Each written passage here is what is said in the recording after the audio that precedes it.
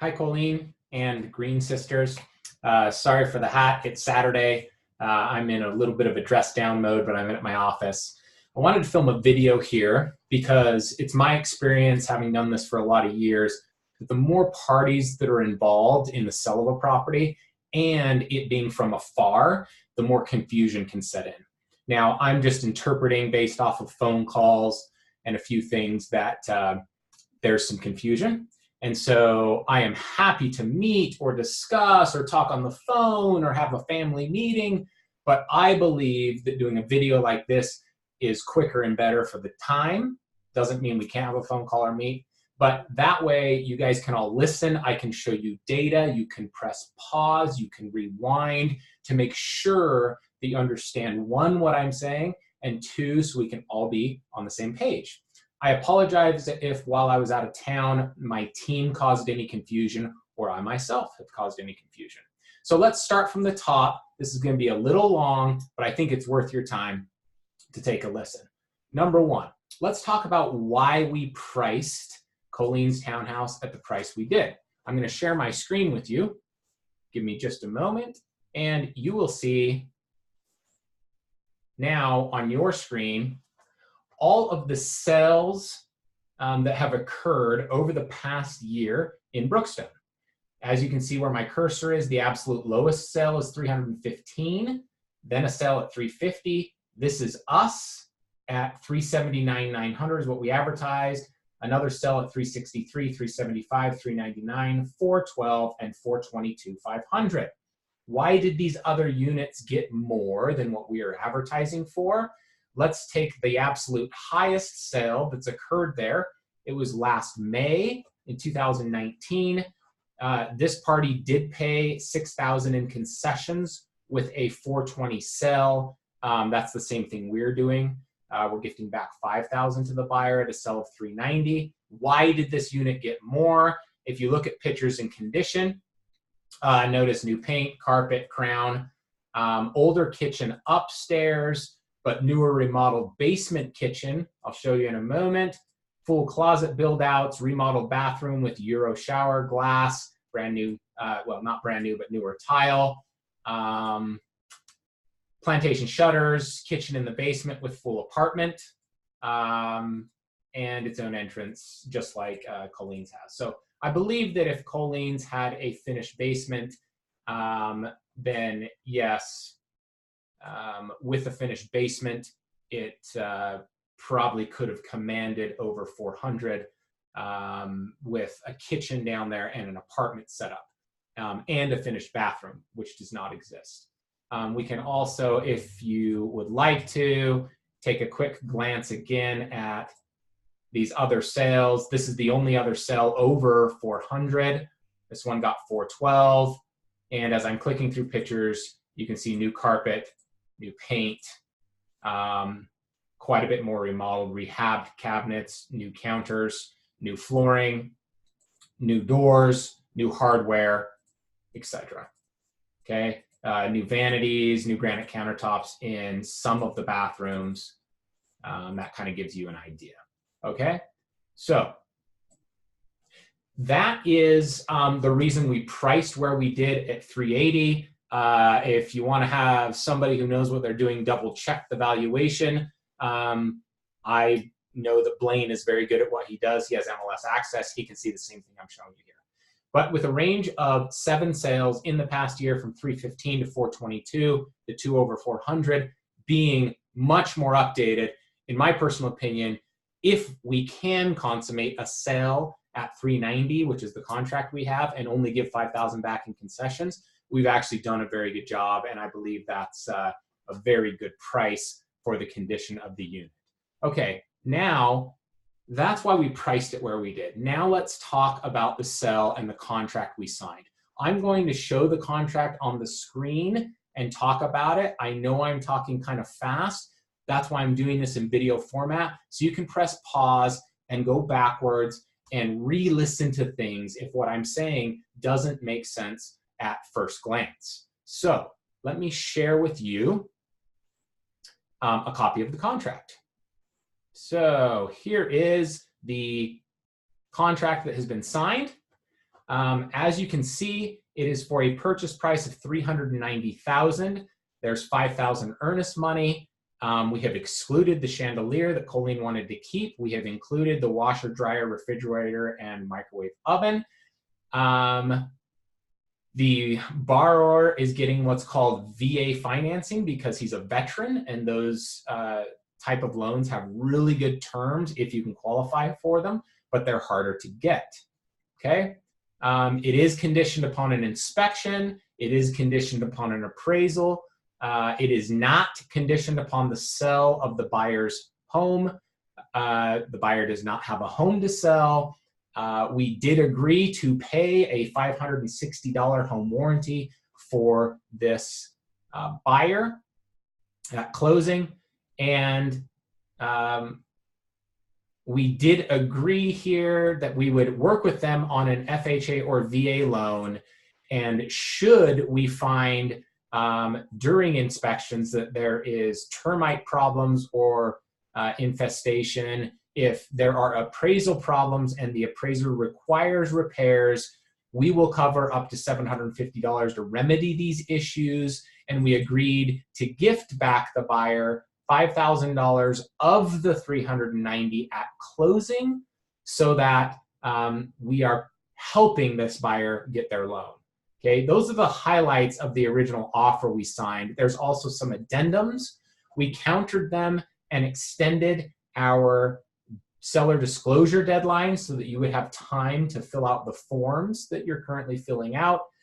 And I also threw in this clause that said, if it does not appraise for $390 or $385 or higher, we will not gift them back the $5,000. That sounds a little complicated, but what I'm trying to do is avoid renegotiation should the townhome not appraise when that happens. And I do think we have a decent chance of it not appraising based on the high sales price, the lower sales over the past 90 to 120 days because it's been winter, and the condition of the unit. And then lastly, they countered with some extended dates, due diligence of February 13th, financing and appraisal deadline of February 20th, and then closing February 27th, okay? So we have agreed and signed all those terms. Does that mean it's a done deal? Absolutely not. This is why I have a job. In real estate, there are a lot of things going on behind the scenes during this 30 to 45 day process. I want to say one more thing about the contract. And maybe Blaine or Reed or somebody else that the family's talking to besides me can perhaps back me up here or attest to this. Everything we agreed to in the contract is very, very, very common. It's very common on a VA loan to give a gift back. That's why we raised the price. It's extremely common to have these dates and timeframes.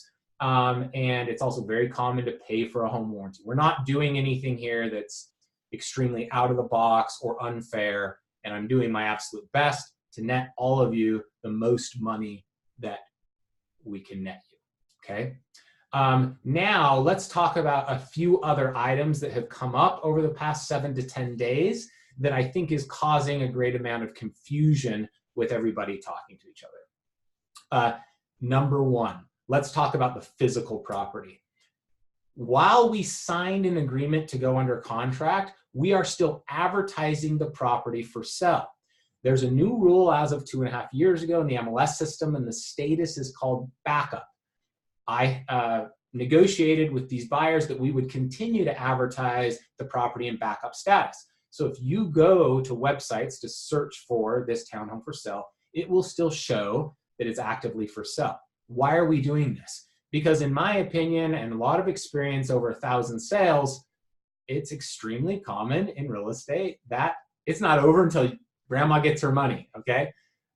So it behooves us, it is smart of us to continue to do the best we can to entice or collect another offer. Over the past couple of weeks, we haven't been able to do so.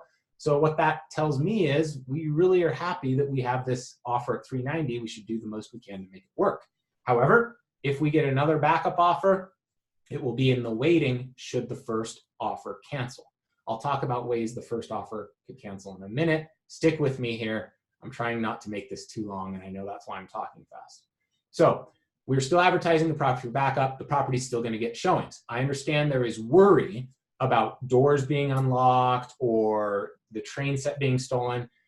Here's my advice. Number one, anything you're worried about, let's get it out of there. I'm happy to help. If I need to go box up the train set and we need to take it to Julie's house, you want to store it at my house, whatever you want to do. If you're worried about it, let's kill the apprehension by removing the worry.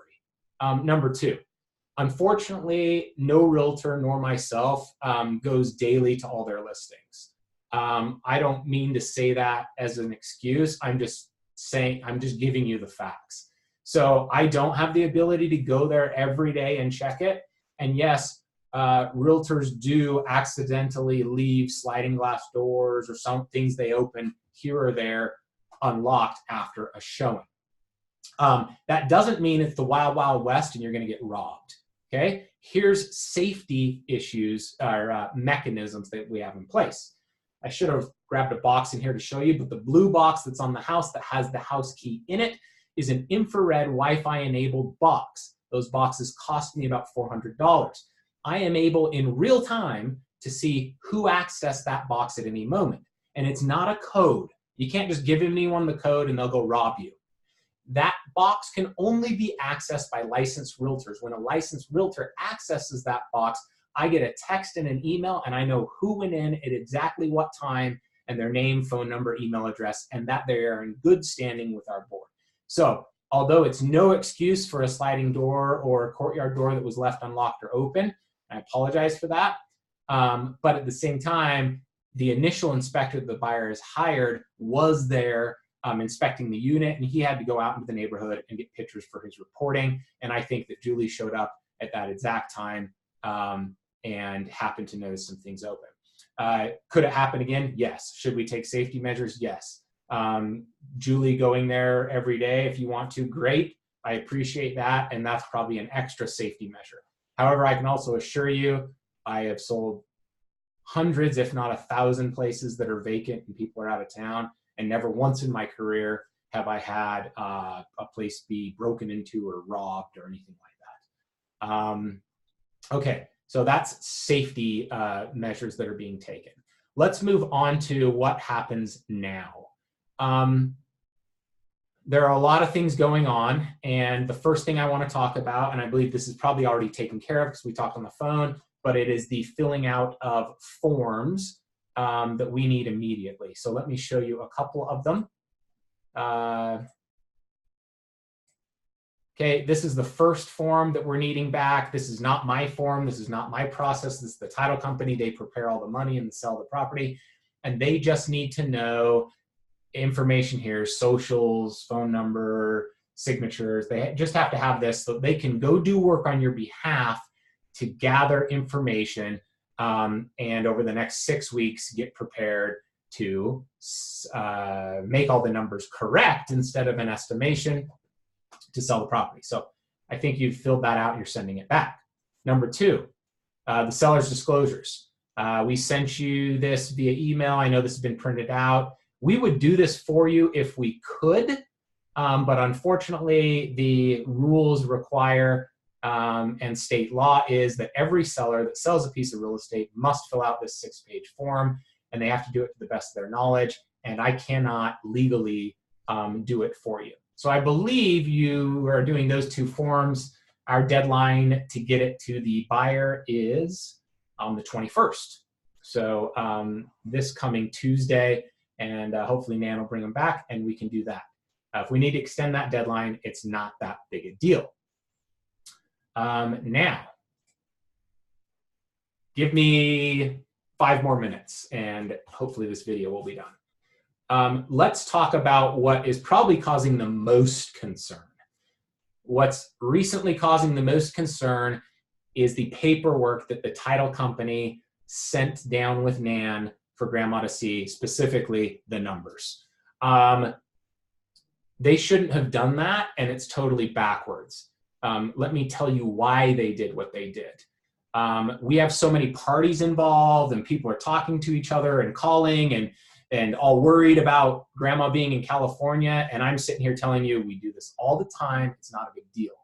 But that apprehension caused the title company to jump the gun and print out all the forms that you would sign to close it in the end of February and send them down with Nan. They printed the HUD statement, which is the statement with all the numbers on it, without doing any research, just because they wanted to give an estimation. Now, why did they make up a mortgage amount of $40,000? Why did they have an incorrect HOA number?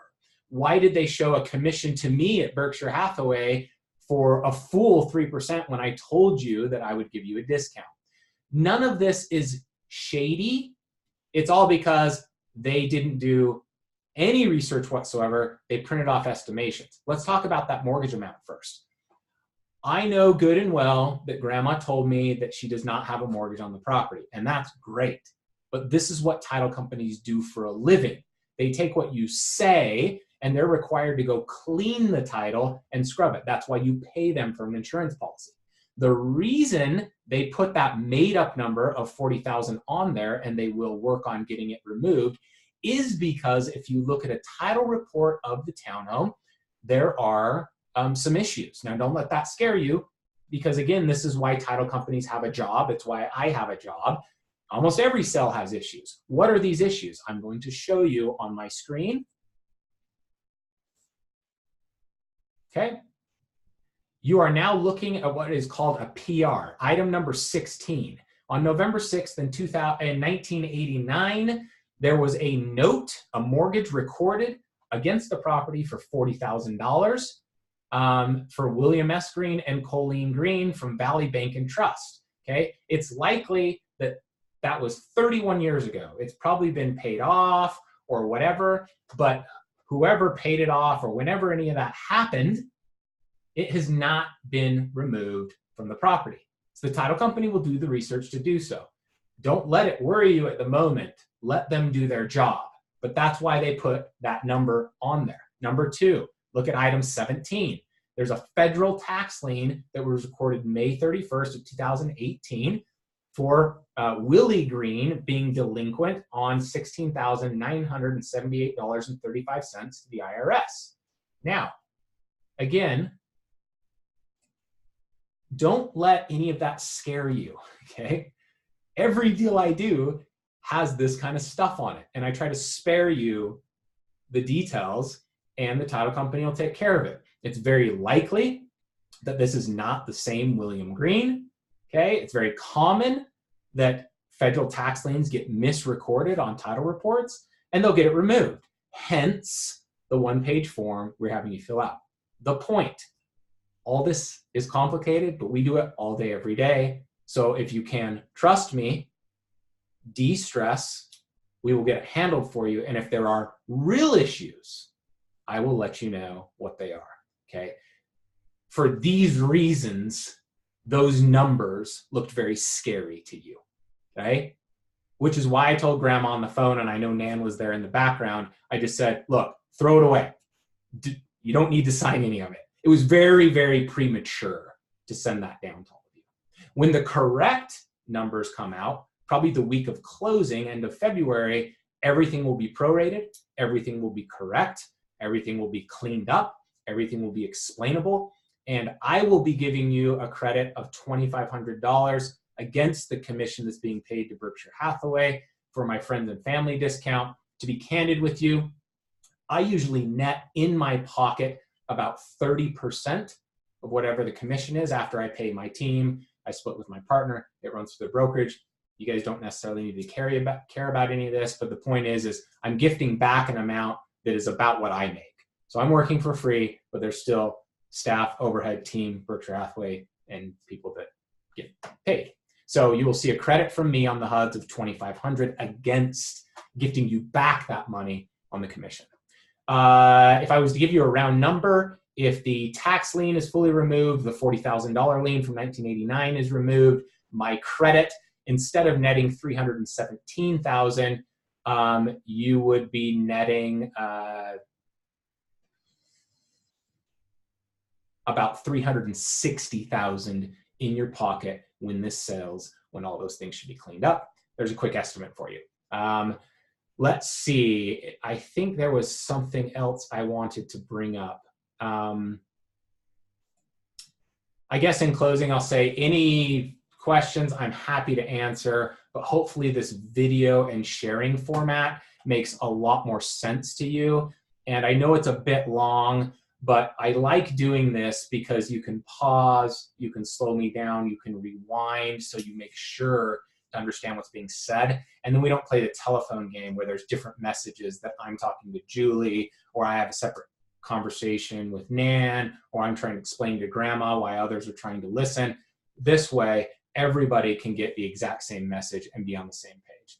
I don't mean to sound arrogant saying this, but I'm very good at what I do. My team is very good. We do this all day, every day. We don't do it haphazardly. And we're an open book. We're not here to negotiate against you and for you to go do research that would combat maybe the advice we give. We are here to do the best we can for you and advocate for you. So if anybody is having apprehension or questions, just ask me direct and I am happy to answer them. And I don't just answer questions and talk you through it. I can always give data, research, and real information to back anything I'm saying, which is why I wanted to screenshot and show you all the different things that we just walked through, why we priced it where we did, why we accepted the contract we did. Oh yes, here's the one other thing I wanted to say. I told Grandma this, but I'm not sure that she understood, and so I want everybody to understand this. The Brookstone HOA, they are townhomes. They're defined as townhomes. Townhomes are FHA and VA financeable. This borrower is a veteran, so he's getting a VA loan. It's very advantageous for him to do so. And most properties that sell in Salt Lake under $450,000, about 80% of them are getting FHA or VA financing. Why do you care? Well, these types of loans are a little bit harder for a borrower to get. And guess what? Brookstone did a bad thing, and they did not renew their status with the government to be a VA loanable community. The good news is we found this out very quickly within days of going under contract with this borrower. And this borrower's lender is Intercap. They are a large broker in the state of Utah. Their head corporate office is right by the Layton's house and right by my office. The owning partner is Josh Romney. He's a good friend of mine. So I'm very tied in with these folk. And they have a department and a dedicated employee who is an expert at getting VA and FHA approvals for townhome and condominium projects. This person is already working on helping Brookstone get their status available in that community for VA loans. So we have the best team on our side to help do this. If you happened to just be selling this unit by yourself to someone you found off a bulletin board or KSL, I guarantee you it would already be a dead deal. But we are having Intercap, the lender, work with the government and Brookstone as we speak to reinstate this status. I want to warn you, that's not easy, okay? To have it done in 2 or 3 weeks would be extremely fast. We're talking about the federal government here. But it's been done hundreds of times. I've done a lot of transactions where it gets done. That's just another hurdle that I wanted to bring up that we are working on. So we're still advertising it for sale. It's still going to be shown. If we can get other offers, we will. Great. In the meantime, we're working as hard as we can to get this transaction to consummate. And all I need is those couple of forms back that I showed. And all of you don't need to worry about anything else. Checking the property for doors being locked, I appreciate. But I still would suggest if we're worried about anything, let's just get it out of there, and I'm happy to help do that.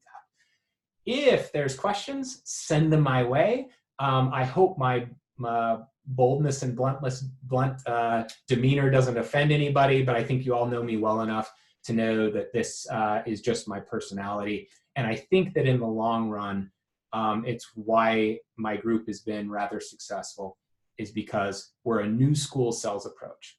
We tell people how it is like it is without a sales pitch.